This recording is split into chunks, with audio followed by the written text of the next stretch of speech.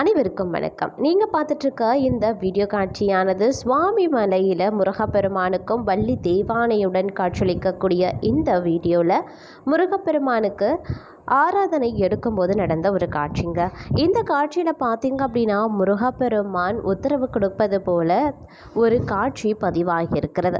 இது குறித்து தான் நாம் இன்னைக்கு பதிவில் நாம் விளக்கமாக தெரிஞ்சுக்க போகிறோம். அது மட்டும் கிடையாதுங்க, சுவாமி மலையை பற்றிய இதுவரைக்கும் நீங்கள் அறிந்திராத நிகழ்வுகளை பற்றியும் அறிந்திராத பல சுவாரஸ்யமான ரகசிய தகவலை பற்றியும் இன்னைக்கு வீடியோவில் நாம் தொடர்ந்து பார்க்க போகிறோம். அந்த வீடியோடைய முழு காட்சியையும் நீங்கள் பார்க்கணும் அப்படின்னாலும் இல்லை சுவாமி மலையுடைய அறியாத தகவலை பற்றி நீங்கள் தெரிஞ்சுக்கணும் அப்படின்னு நினைச்சாலும் இந்த வீடியோவை ஸ்கிப் பண்ணாமல் கடைசி வரைக்கும் பாருங்கள். இந்த பதிவு உங்களுக்கு மிக பயனுள்ள விகிதத்தில் இருக்கும். வீடியோக்குள்ளே போகிறதுக்கு முன்னாடி இது வரைக்கும் நீங்கள் நம்ம சேனலை சப்ஸ்கிரைப் பண்ணலைன்னா உடனே சப்ஸ்கிரைப் பண்ணிக்கோங்க. அப்படியே பக்கத்தில் இருக்கக்கூடிய நோட்டிஃபிகேஷனுக்கான பெல் பட்டனையும் ப்ரெஸ் பண்ணிக்கோங்க. சரி நேர்களே, வாங்க வீடியோக்குள்ளே போகலாம். நேர்களே, இந்த உலகத்தில் பார்த்தீங்க அப்படின்னா தெய்வங்களுக்கு அப்படின்னு நிறைய கோவில்கள், அனைத்து தெய்வங்களுக்கும் கோவில்கள் அப்படிங்கிறது நிறையவே இருக்குது. அதிலும் பார்த்தீங்க அப்படின்னா தமிழ் கடவுள் முருகப்பெருமான், அழகன் அப்படின்னு சொல்லக்கூடிய இன்னும் பல்வேறு பெயர்களை வைத்து அழைக்கக்கூடிய முருகப்பெருமானுக்கு பார்த்தீங்க அப்படின்னா உலகெங்கிலும் கோவில்கள் நிறுவப்பட்டிருக்கு. இப்படி ஒவ்வொரு கோவில்கள்லையும் பார்த்தீங்க அப்படின்னா சில கோவில்களில் பார்க்கும் பொழுது முருகப்பெருமான் மட்டும் தன்னிச்சையாக காட்சியளிப்பார். சில கோவில்களில் பார்க்கும் பொழுது வள்ளி தேவானையுடன் இணைந்து காட்சி தருவார். இந்த மாதிரியான கோவில்கள் ஒரு சில கோவில்கள் அப்படின்னு கூட சொல்லலாம். அதில் முக்கியமான ஒரு கோவில் அப்படின்னு சொன்னால் நாம் சுவாமி மலை அப்படின்னு சொல்லுவோம். சுவாமி மலை ஏன் அவ்வளவு முக்கியத்துவம் வாய்ந்தது அப்படின்னு பார்த்தீங்கன்னா முருகப்பெருமானினுடைய அறுபடை வீடுகளில் ஒன்றாக திகழக்கூடியது சுவாமி மலை. அதனாலேயே சுவாமி மலை அப்படிங்கிறது முருகர் கோவில்களில் மேலும் ஒரு தனி சிறப்பை பெறுகிறது அப்படின்னு கூட சொல்லலாங்க. இந்த சுவாமி மலை கோவிலை பற்றி நிறைய பிரார்த்தனைகள், நம்மள நிறைய வேண்டுதல்கள் வைப்பாங்க. அந்த வேண்டுதல்கள் பிரார்த்தனைகள் அனைத்துமே பார்த்தீங்க அப்படின்னா குறிப்பிட்ட நேரத்திற்குள்ளாக காலத்திற்குள்ளாக நிறைவேற்றப்படுகிறது அப்படின்னு கூட சொல்லலாம். பெரும்பாலும் இந்த சுவாமி மலை கோவில்களில் என்ன மாதிரியான வேண்டுதல்கள் பிரார்த்தனைகள் வைக்கப்படுகிறது அப்படின்னு பார்க்கும் பொழுது, திருமணம் தள்ளி போகிறது, உங்களுக்கு அரசு வேலை வேணும் அப்படின்னு நினைக்கிறீங்க, இல்லைனா சுயமாக ஒரு தொழில் பண்ணணும் அப்படின்னு நினைக்கிறவங்க, குழந்தை பாக்கியம் வேண்டுறவங்க, அது மட்டும் இல்லாமல் திருமணம் சீக்கிரம் கைகூடி வரணும், நம்மளுடைய தொழில் அதிகமான லாபத்தை தரணும், அரசு வேலை வேணும், உயர் படிப்பு படிக்கணும், வெளிநாட்டுக்கு சென்று வேலை பார்க்கணும் படிக்கணும் அப்படின்னு நினைக்கிறவங்க, இந்த மாதிரியான பலதரப்பட்ட வேண்டுதல்கள் பார்க்கும் பொழுது சுவாமி மலை கோவிலில் வைக்கப்படுதுங்க. அது மட்டும் இல்லாமல் குடும்ப ஐஸ்வர்யம் பெறணும், தீர்க்க ஆயுள், கல்வி, வேள்விகளில் சிறந்த ஞானம், உயர் படிப்பு, வேலை வாய்ப்பு, உத்தியோக உயர்வு ஆகியவற்றுக்காக வேண்டிக் கொள்கிறாங்க. சுவாமிநாதனை வழிபட்டால் நமக்கு வரக்கூடிய இடையூறுகள், நோய்கள், பிராணிகள், பூதம், தீ, நீர், வெள்ளம் செய்த பாவம் ஆகியவற்றால் விளையக்கூடிய தீமைகள் விலகிறது.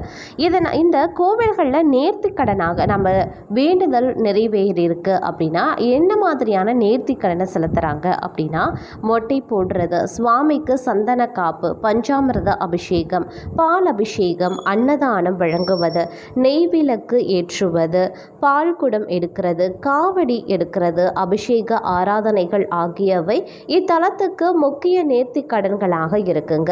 சத்துரு தொல்லை இருக்கிறவங்க திருதசை அர்ச்சனை செய்கிறாங்க. கோயிலுக்கு வரக்கூடிய பக்தர்களுக்கு அன்னதானம் செய்யறதும் நேர்த்திக்கடனாகவே இருக்கு. வசதி படைச்சவங்க கோவில் திருப்பணிக்காக பொருள் தருவதும் இந்த கோவிலில் ஒரு வழக்கமாகவே இருக்கிறது அப்படின்னு கூட சொல்லலாம். அது மட்டும் இல்லாமல் இந்த கோவிலில் திருவிழாக்கள் அப்படின்னு பார்க்கும் பொழுது திருக்கார்த்திகை திருவிழா 10 நாட்கள் நடக்குது. இந்த திருவிழாவே இந்த தலத்தினுடைய மிகப்பெரிய திருவிழா அப்படின்னு சொல்லலாம். சித்திரை பிரம்மோற்சவம் 10 நாள் நடக்கும். வைகாசி விசாக பெருவிழா நடக்கும். ஆவணி பவித்ரோற்சவம் இது 10 நாட்கள் நடக்குது. புரட்டாசி நவராத்திரி பெருவிழா வந்து 10 நாட்கள் நடக்குது. ஐப்பசி மாதத்தில் கந்தசஷ்டி பெருவிழா 10 நாட்கள் நடைபெறும். மார்கழி மாதத்தில் திருவாதிரை திருநாள் வந்து 10 நாட்கள் நடைபெறுகிறது. தை மாதத்தில் பூச பெருவிழா நடக்கும். பங்குனி மாதத்தில் வள்ளி திருக்கல்யாண விழா நடைபெறுகிறது. இதனுடன் சேர்த்து சித்திரை, கார்த்திகை, தை மாதங்களில் நடைபெறக்கூடிய விழாக்கள் கொடியேற்றத்துடன் நடைபெறும் பெருவிழாக்கள் அப்படின்னு சொல்லலாம். இவை தவிர கிருத்திகை, மாதப்பிறப்பு, அமாவாசை, பௌர்ணமி, சஷ்டி, கார்த்திகை, விசாகம் அன்றும் தமிழ் ஆங்கில புத்தாண்டு, தீபாவளி, பொங்கல் உள்ளிட்ட விசேஷ தினங்கள்லையும் வாரத்தின் செவ்வாய்க்கிழமைகள்லையும் சிறப்பு பூஜைகள் நடைபெறுது. அந்த வகையில் பார்த்தீங்க அப்படின்னா திங்கட்கிழமை, அதாவது ஆகஸ்ட் மாதம் 19ஆம் தேதி வந்து ப்ளூ மூன் அப்படின்னு அழைக்கப்படக்கூடிய பௌர்ணமி தினம் வந்திருக்கு. இந்த பௌர்ணமி தினத்தில் சுவாமி மலையில் பார்த்தீங்க அப்படின்னா முருகப்பெருமானுக்கு, அதாவது வள்ளி தேவானையுடன் காட்சியளித்த முருகப்பெருமானுக்கு தீபதூப ஆராதனை செய்து, அபிஷேகங்கள் செய்து தீபதூப ஆராதனை காண்பிக்கும் பொழுது முருகப்பெருமான் பார்த்தீங்க அப்படின்னா தரிசனம் செய்து கொண்டிருக்கக்கூடிய பக்தர்களுக்கு உத்தரவு தரும்படியாக மலர் வந்து கீழே விழக்கூடிய ஒரு அற்புதமான காட்சி வந்து பதிவு செய்யப்பட்டிருக்குங்க. இந்த காட்சியை கண்ட பக்தர்கள் ரொம்ப பரவசம் அடைந்து இந்த காட்சியை பார்த்தோன்னே முருகப்பெருமானுக்கு நன்றி அப்படின்னு சொன்னது மட்டும் இல்லாமல் ஓம் முருகா போற்றி அப்படின்னு பல்வேறு துதிகளை பாடி ஆரவாரம் செய்திருக்காங்க அப்படின்னு நான் சொல்லணும். இப்போ நீங்கள் பார்த்துட்ருக்கக்கூடிய இந்த அற்புதமான காட்சி சுவாமிமலை திருக்கோவிலில் மூலவர் விளங்கக்கூடிய முருகப்பெருமான் வள்ளி தெய்வானையுடன் காட்சி தரக்கூடிய இந்த தலத்தில் பௌர்ணமி தினத்தன்று முருகப்பெருமானுக்கு வழிபாடு பூஜைகள் செய்யப்படும் போது எடுக்கப்பட்ட ஒரு வீடியோ பதிவுங்க. இந்த வீடியோ பதிவை பார்த்தீங்க அப்படின்னா முருகப்பெருமான் வந்து பக்தர்களுக்கு அருள் பாலிக்கக்கூடிய வகையில் பக்தர்களினுடைய வேண்டுதல்களுக்கு இணங்க அவர் வந்து உத்தரவு கொடுக்கும்படியாக மலர் விழுந்தது அப்படிங்கிறது ரொம்ப கவனிக்கத்தக்க வகையில் இருக்கு. தற்போது இந்த வீடியோ பார்த்தீங்க அப்படின்னா சமூக வலைதளங்களில் பெரிய அளவில் பகரப்பட்டு வந்துட்டுருக்கு. வைரலாகி கொண்டிருக்கக்கூடிய ஒரு வீடியோ பதிவு அப்படின்னு கூட சொல்லலாம். அந்த அளவுக்கு பார்த்தீங்க அப்படின்னா இந்த வீடியோ பதிவு ரொம்ப முருகர் பக்தர்களால் அதிகமாக பகரப்பட்டு வந்துட்டுருக்குங்க. அது மட்டும் இல்லாமல் இந்த சுவாமி மலை அப்படின்னு பார்த்தீங்க அப்படின்னா இயற்கையான மலை அப்படின்னு சொல்லலாம். ஏராளமான கருங்கற்களை வந்து கொண்டிருக்கக்கூடிய ஒரு மலையாக விளங்குகிறதுங்க. அது மட்டும் இல்லாமல் ஒரு மாடு கோயில் தான் சுவாமி மலை அப்படின்னு சொல்லலாம். இங்கு 3வது பிரகாரம் மலையடி வாரத்தில் இருக்க, 2வது பிரகாரம் கட்டுமலையின் நடுப்பகுதியிலையும், முதல் பிரகாரம் கட்டுமலையின் உச்சியில சுவாமிநாத பெருமானை சுற்றியும் அமைந்திருக்கு. தெற்கு நோக்கிய ராஜகோபுரம் 5 நிலைகள் உடையது. பெரும்பாலும் பக்தர்கள் கிழக்கு புற மொட்டை கோபுரத்தின் வழியாகவே திருக்கோயிலுக்குள் நுழைகிறாங்க. நுழைந்தவுடன் வல்லப கணபதியின் தரிசனம் கிடைக்கிறதுங்க.